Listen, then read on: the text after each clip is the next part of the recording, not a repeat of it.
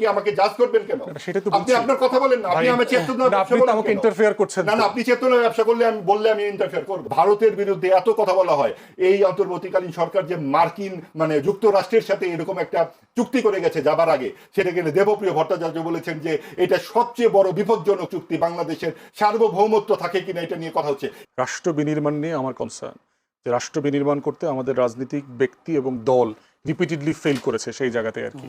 যদি বলি ক্ষমতায় ছিল বেশি দিন আওয়ামী লীগ, কিন্তু আওয়ামী লীগ ৭১-এ জামাতের বিচার কেন করলো না, কেন রাজনীতি? জাতীয় পার্টির এই 10 বছরের শাসনকেও আওয়ামী লীগে যুক্ত করে দেওয়া হলো, মানে যুক্তির তো কোনো শেষ নাই। বিএনপিও তো তাহলে অনেকে আওয়ামী লীগ থেকে বিএনপিতে গেছে, তাহলে পুরো 55 বছরে আওয়ামী লীগ ক্ষমতায় ছিল। কিন্তু 55 বছর 54 বছর আওয়ামী লীগ ক্ষমতায় থাকলেও সবচেয়ে যে গুরুত্বপূর্ণ জায়গাটি হচ্ছে যে মুক্তিযুদ্ধের পর 3.5 বছর শেখ মুজিব বঙ্গবন্ধু ক্ষমতায় ছিলেন। আপনি দেখুন যে হত্যা তো অনেক হয়েছে, জিয়াউর রহমানকে মারা হয়েছে আমাদের দেশে খুব নির্মম ভাবে, এবং প্রত্যেকটা হত্যাই দুঃখজনক এবং নির্মম।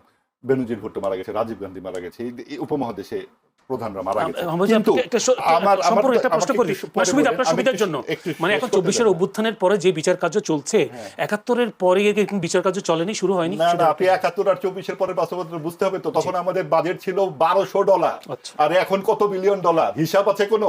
তখন হয়েছে একটা মুক্তিযুদ্ধ, আর এখন হয়েছে একটা সরকার বিরোধী আন্দোলন। একটু বললেই হলো, মূল জায়গাটা ওইখানে, মুক্তিযুদ্ধকে নস্যাৎ করতে হবে। ওইখানকার তওবা নিয়ে কথা বলা যাবে না, এখনো তওবা প্রশ্নটা আসবে না, আসবে 24-এর তওবা।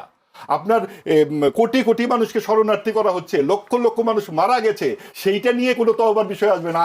এবং $1200 একটা বাজেটের দেশ, যেখানে কোনো রাস্তা নাই, কালভার্ট নাই, মানুষের খাওয়া নাই, কেবলমাত্র স্বাধীন হয়েছে একটা দেশ, স্বাধীনতা বোঝে তারা?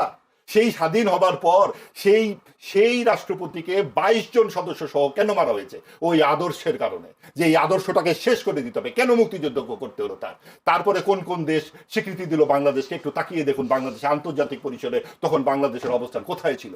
আপনারা এই যে ভদ্রলোকে বলেন যে লক্ষ লক্ষ জাসদকর্মী মেরেছে শেখ মুজিব, আপনি একটু গণমাধ্যমে রিপোর্ট দেখাতে বলেন তো, কয়টা হয়েছে? সিরাজ শিকদার আর 2-3টা উদাহরণ ছাড়া কি আছে সামনে? এই ধরনের রাজনৈতিক হত্যাকাণ্ড কোন সরকারের আমলে হয়নি? কাজে তাকে ছোট করবার জন্য, বঙ্গবন্ধুকে ছোট করবার জন্য এই সমস্ত কথা তুলে এই সম্পূর্ণ একটা বড় ধরনের হত্যাকে কেন হত্যাকাণ্ডটি ঘটেছে এই দিকে তাকালেই বোঝা যায় যে মুক্তিযুদ্ধের আদর্শটা কি, এবং তারপরে কি কারণে বঙ্গবন্ধু সেটা পারেননি সেটাও বোঝা যায়। এবং পারেননি বলে অন্য কেউ সেটা পারবে না, সেটা করবে না। আপনি তওবা তো আমরা করব, মানে আমি করব, আমি যদি কোনো অপরাধ করে থাকি।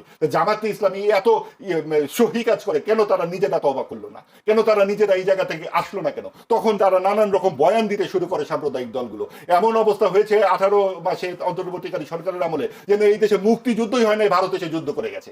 এগুলো কেন হলো? কেন এই ইতিহাস নিয়ে নতুন নতুন ব্যাখ্যা আসলো? কারণ আমরা এখানে মুক্তিযুদ্ধটাকে বিতর্কিত করে তুলতে চেয়েছি, এবং সবকিছু ভারতীয় আধিপত্যবাদের নামে হয়েছে।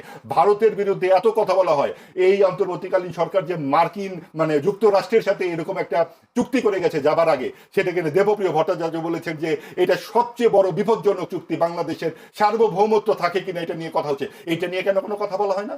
আধিপত্যবাদ শুধু ভারতীয় আধিপত্যবাদ? ভারতীয় আধিপত্যবাদের মধ্যে যদি বাংলাদেশ যুক্ত হতোই, তাহলে তো ভাই সরাসরি অঙ্গরাজ্যই হয়ে যেত। তাহলে কেন ওআইসিতে যুক্ত হলেন বঙ্গবন্ধু?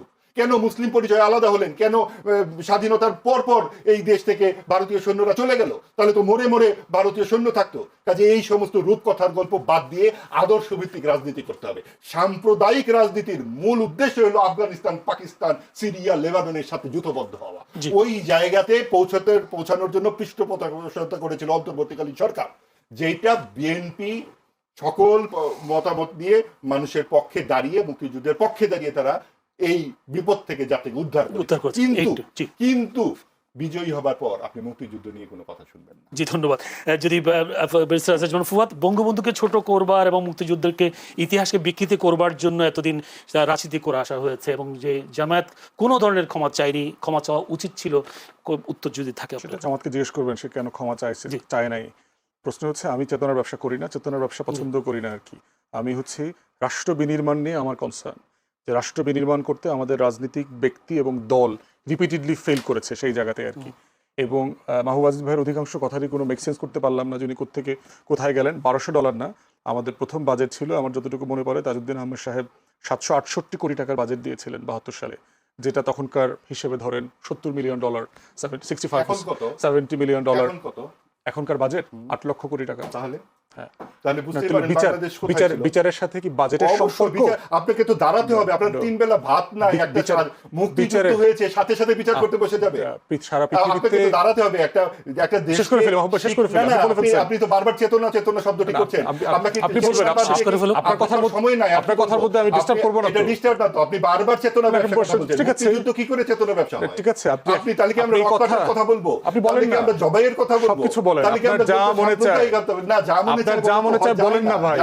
এই কথা তো শুনে আমরা ক্লান্ত। মুক্তিযুদ্ধ সম্পর্কে যা মনে চায় তাই তারা বলে, এটাই সমস্যা। সমস্যা হচ্ছে যা মনে চায়। মুক্তিযুদ্ধ নিয়ে এই আলাপ করে চেতনাবাজি যতটুকু হয়েছে, তার থেকে যদি মুক্তিযুদ্ধকে অঙ্গীকার আকারে বাস্তবায়ন করা হইতো।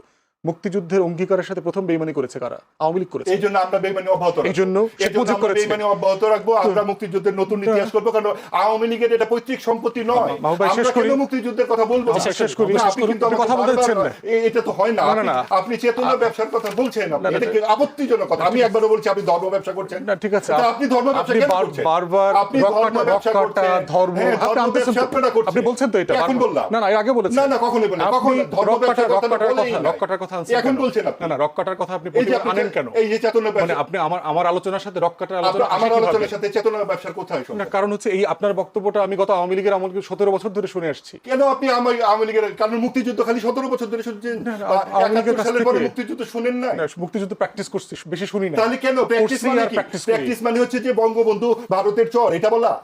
মুক্তিযুদ্ধের ইতিহাস এইটা? সেটা বলার যথেষ্ট এইটাই। এভিডেন্স আছে। এই আর কি। শেখ মুজিব আপনি- মুক্তিযুদ্ধ না। হ্যাঁ, শেখ মুজিব মুক্তিযুদ্ধ না। মুক্তিযুদ্ধের নেতা, প্রধান নেতা, এবং শেখ মুজিব মানে আওয়ামী লীগ নয়। এবং মুক্তিযুদ্ধ তাজউদ্দিনের আলাদা আসে না আওয়ামী কেন? লীগের তাজউদ্দিনকে মুক্তিযুদ্ধ থেকে শুনেন, বাদ দিলেন কেন? আওয়ামী লীগের ব্যক্তিগত সম্পত্তি নয় মুক্তিযুদ্ধ। মুক্তিযুদ্ধ বাংলাদেশের মানুষের সম্পত্তি। সেটা কি অস্বীকার করেন? অস্বীকার করছেন, একটা বারও বলছেন না মুক্তিযুদ্ধের বাংলাদেশে মুক্তিযুদ্ধের আদর্শকে বাস্তবায়ন করতে আমি হবে। আপনার মতো অপ্রাসঙ্গিক কথা বলি না। ধর্ম এটা অপ্রাসঙ্গিক আপনি কথা, আপনার- কারণ মুক্তিযুদ্ধই আপনাকে আপনাদের কাছে ভাই ভাত অপ্রাসঙ্গিক। খাইছেন কিনা আপনি একাত্তর দিয়ে শুরু করেন। আপনার রোগটা বলি। কথা হচ্ছে কি, মাহবুব ভাই, আপনার ধর্ম রোগটা বলি। ব্যবসা আপনারা করেন, মাহবুব এবং ভাই, এই কারণেই আপনারা একটু মুক্তিযুদ্ধকে বলতে দেন, চেতনা ব্যবসা একটু বলতে দেন। একটু আপনি শেষ কথা করি। বলি না, কিছু শেষ, নাই। শেষ। আপনার চেষ্টা করে ফেলে আপনার ওরা রোগের শুনবে। সমস্যা আমার রোগ আমার কাছে থাকতে বলেন, আপনি ভাই, আমার যুক্তি বলবেন। বলছি আমি তো। কি বলছি, আপনি আমার রোগ ধরছেন, আপনি কি আমাকে জাজ করবেন কেন? সেটা তো আপনি বলছি। আপনার কথা বলেন না, আপনি ভাই, আমার চেতনা না, ব্যবসা আপনি তো বলেন আমাকে কেন? ইন্টারফেয়ার করছেন। না, আপনি চেতনা ব্যবসা করলে বললে আমি ইন্টারফেয়ার করব, না, এটা- কারণ আপনি এটা না, আপত্তিজনক না, ভাই, মুক্তিযুদ্ধ ভাই, আপনি ডিসকাসের মনে হয়- মধ্যে পড়লো না। এটা আলোচনা না। শেষ করি প্লিজ। আপনি Please, যে please. প্রসঙ্গ আপনি চেতনা ব্যবসা একবার, দুইবার, পাঁচবার বলেছেন,